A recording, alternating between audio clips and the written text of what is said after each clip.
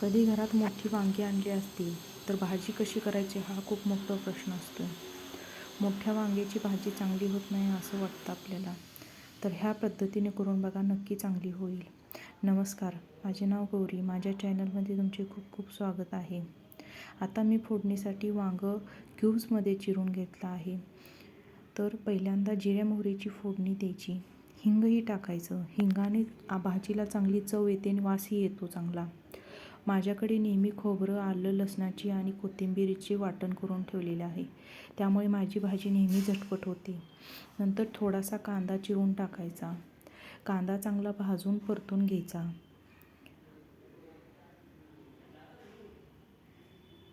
कधी कधी टोमॅटो टाकलेलं पण चांगलं, पण मला नाही आवडत म्हणून मी नाही टाकत. कांदा चांगला भाजून घेतला की त्याच्यात आपण वांग्याच्या फोडी टाकू.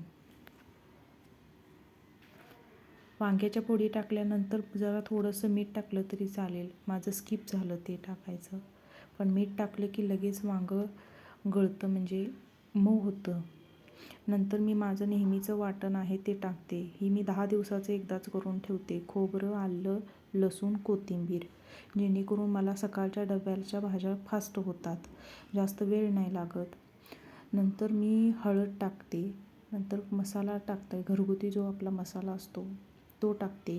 आणि नंतर जिरे, तीळ, इतर जे खडे मसाले असतात त्याची पूड टाकते अर्धा चमचा, जेणेकरून छानसा असा भाजीला वास येतो आपल्या आणि कटही चांगला येतो. नंतर थोडंसं कोमट पाणी करायचं. नेहमी भाजीला कोमट पाणीच मी टाकते, जेणेकरून भाजीचा कट चांगला येतो. कोमट पाणी करून आणि अगदी थोडंसंच भाजीला पाणी टाकायचं. जास्त पाण्याची भाजी ही करून नाही चालत, मग नाही चव लागत. थोडंसं पाणी टाकून शिजवून अगदी 3 ते 4 मिनटात हे वांगं शिजलं जातं, कारण की आपण भाजलं असते भरपूर. नंतर चवीप्रमाणे मीठ टाकायचं. शेंगदाण्याचा कूट हा नेहमी बारीक असावा, जेणेकरून कालवण मिळून येतं. असं मी छानसं असं वांग्याचं भाजी बनवलेली आहे. हे नक्की ट्राय करून बघा. मोठ्या वांग्याची भाजी अगदी छान होते. नमस्कार, माझा व्हिडिओ बघितला